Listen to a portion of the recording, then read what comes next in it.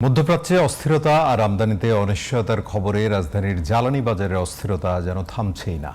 সরবরাহ স্বাভাবিক রাখার সরকারি আশ্বাস সত্ত্বেও রাজধানীর ফিলিং স্টেশনগুলোতে উপচে পড়া ভিড়, বিশেষ করে ব্যক্তিগত গাড়ি এবং মোটরসাইকেল চালকদের দীর্ঘ লাইনে পাম্পগুলোতে তৈরি হচ্ছে বিশৃঙ্খলা।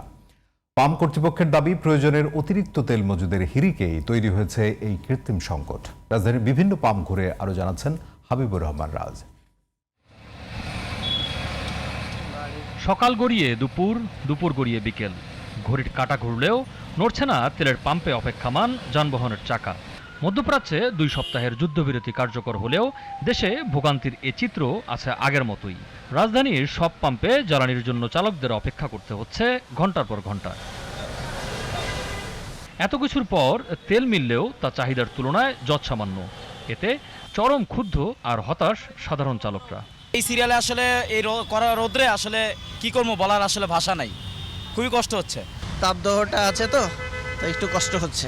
ভোর 5:30 বাজে আসছি, এই অনেক 12:30 বাজে তোমাদের মনে ঢুকতে পারি নাই, সকালে নাস্তা খাইতে পারি নাই, গাড়িতে যেতে পারি না, কোনো বাথরুমে যাবো, ওয়াশরুমে যাবো, তাও যেতে পারি না। দীর্ঘ সময় লাইনে থাকায় দৈনন্দিন কাজ, অফিসে যাতায়াত ও জীবিকা নির্বাহে মারাত্মক প্রভাব পড়ছে বলে অভিযোগ গ্রাহকদের। 7-8 লিটার তো এখানে আসতে আসতেই চলে যায়, 10 লিটার আমি কতক্ষণ সময় চলবো?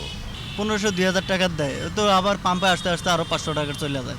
জব করি, আমাদের এই অফিসে যেতে হবে, তেল ছাড়া আমরা যেতে পারবো না, অফিস দূরে, আমাদের আসলে ভাষা নেই, আমরা কি কষ্টে আছি। এটা নিয়ে সলিউশন আসা দরকার। হয়তো বা তেলের দাম বৃদ্ধি করুক বা একটা তেল সহজলভ্য করুক, কোনো একটা কাজ করুক, কিন্তু এটা নিয়ে কোনো কিছুই হচ্ছে না। এটা খুব বাজে একটা বিষয় হচ্ছে। এদিকে পাম্প কর্তৃপক্ষের দাবি, গুজব ও আতঙ্কের কারণে প্রয়োজনের অতিরিক্ত তেল সংগ্রহের হিড়িক আর সরবরাহের সামান্য ঘাটতি এই পরিস্থিতির মূল কারণ। মানুষ প্যানিক হয়েই এই অতিরিক্ত তেল নেওয়ার যে প্রবণতা এটা তৈরি হয়েছে, গ্রাহকদের মজুত করার একটা প্রবণতা আছে। এই প্যানিক হয়ে গ্রাহকরা যদি মজুত করার প্রবণতা থেকে বের হয়ে আসে, তাহলে সংকট থেকে কিছুটা উত্তরণ হবে। জ্বালানি তেল পেতে সীমাহীন এমন ভোগান্তি কবে শেষ হবে, কবে নাগাদ পরিস্থিতি স্বাভাবিক হবে, সেই উত্তরের অপেক্ষায় সাধারণ গ্রাহক। হাবিবুর রহমান রাজ, জিটিভি নিউজ, ঢাকা।